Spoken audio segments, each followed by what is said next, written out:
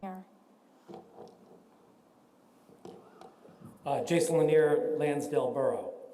I'm here to talk to a couple of board members specifically. Last action meeting, I finished off by talking about critical race theory and privilege walks. And Mr. Fusco and Ms. G said to me that those weren't happening. I can give you the quotes that this is absolutely not happening in our schools. You need to stop watching Fox TV. Mr. Fusco said he was just tired of the bunk. Yet, in the debate, you made reference to the fact, Mr. Fusco, that these were possibly happening, may or may not be happening. It may or may not be happening, or it is happening, and you just don't want to talk about it. This is a problem. Why are you guys implementing this? I suspect it has something to do with, I was for a long time saying the American Federation of Teachers. I heard this is not it. It's not the American Federation of Teachers, it's the NEA, the Pennsylvania State Division of the NEA, giving lots of money to certain candidates. Mr. Casa got something like $90K from the Pennsylvania Education Committee for running for office. I don't know if Mr. Fusco is also running, but he would be getting money as well. So the implementation of this privilege walk does what to benefit kids? This is what I'm wondering. What is many of the things that you guys are implementing to the benefit of the kids?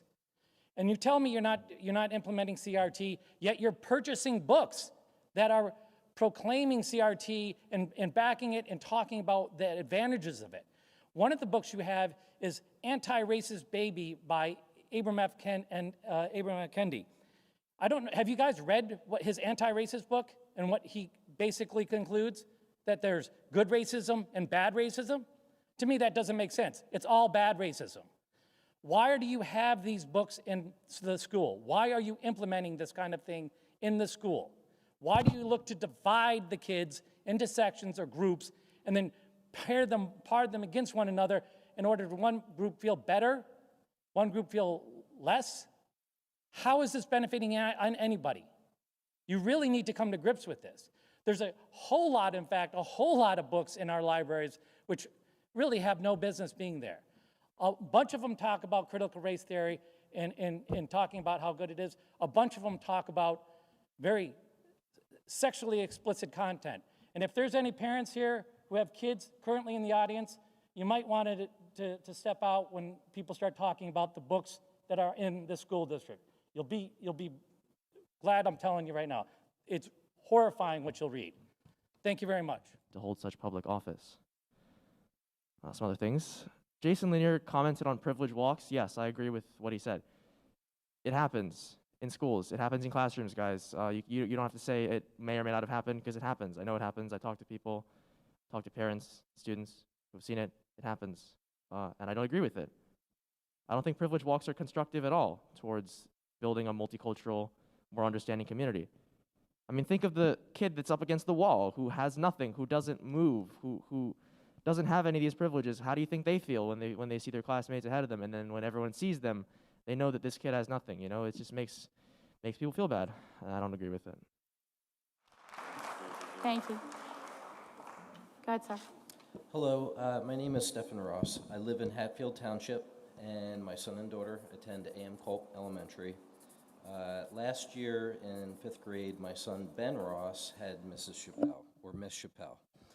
He was one of the 60-some students of several classes that were subject to the lineup, or I don't know what they're calling it, the privilege lineup, and questions outside.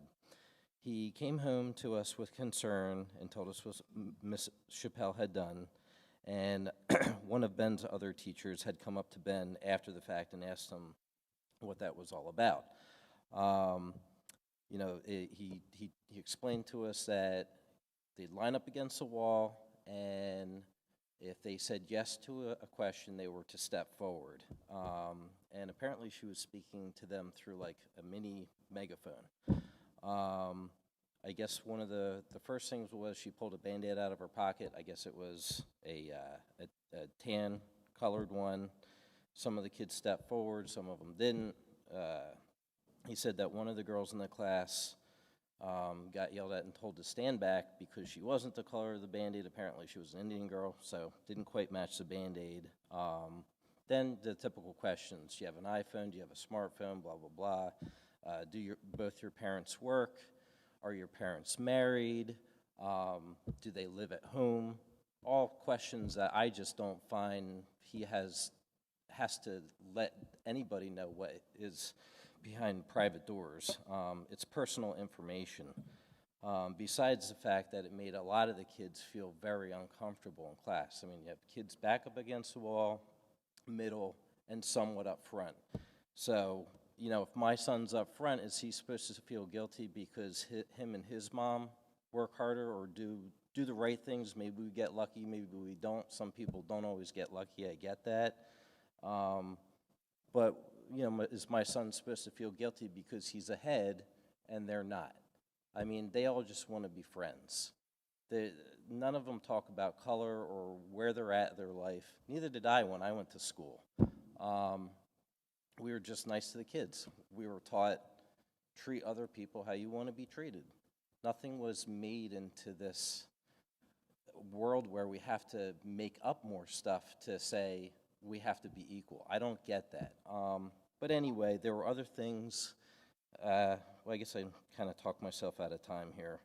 But we were just wondering if she's going to be held accountable for that, or if you're looking into it or not. If you're not, my wife and I are watching you guys. We're watching the teachers. My kids are watching the teachers and you guys. Everyone in this room is watching you, and everyone watching this live is watching you. So let's do it right. Thank you. Thank you, Mr. Ross. Mrs. Rudnick? Can be Rudnick, Lansdale. I think I can actually answer that question for you. I think they repeatedly said that they are investigating the matter and they are going to do so, and they have been doing so. It's just this regurgitation of just nonsense is beyond me. Now, every time... The privilege walks. Who does it benefit? You were told months and months and months ago that this was happening. I went to these meetings. I talked to a couple of times. Ms. Stoll, I talked to you specifically. And I said, if this is happening, will you resign? And you said no. You said, it's not happening. Prove it. Now, how am I to get the proof? You've heard from a number of parents who've had this happen to their children. You had a National Honors student come up and tell you that it's happening. It is happening. Who is it benefiting? How does this benefit anyone? And if you guys are all unanimously voting, do you all unanimously agree this is a good thing, these privilege walks? And if you all unanimously agreed that this is a privilege walk and you called me a liar because I told you it was happening and you said it wasn't it, maybe you should all unanimously resign. There's no reason for this crap. Unanimously, you all agree to do these things. You need to take responsibility for it and tell me why it's beneficial to anyone. Please, I have a minute here. Can somebody change? How is it beneficial? Anybody want to speak?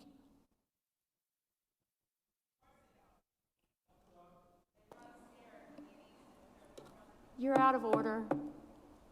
Mr. Lanier? Yes.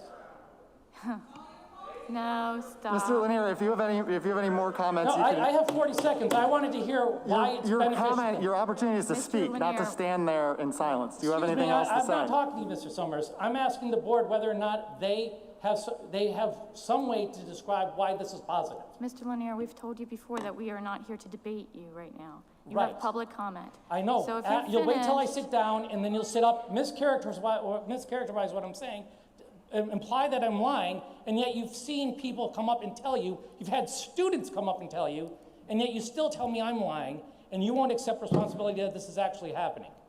Why is that? Are you finished, Mr. Lanier? What's that? Are you finished? Your time's up. Go ahead. You're next. My name is Erin Blanc, and I'm from Hatfield. So this is in response to some comments tonight.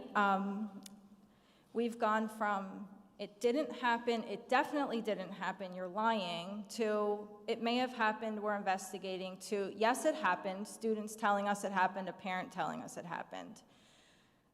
I need to know that my kids will not be subjected to an activity that makes them feel terrible in school. I don't want them to be subjected to an activity that makes their classmates feel terrible about themselves in school. I don't really care what the questions are. I know how it made children feel. I talked to 6 of the parents, okay? I know a lot more than you think we know. I talked to a whole bunch of them, and the story was the kids came home crying, and we never want that in school. And so I need to know that my kids will not be subjected to that activity. And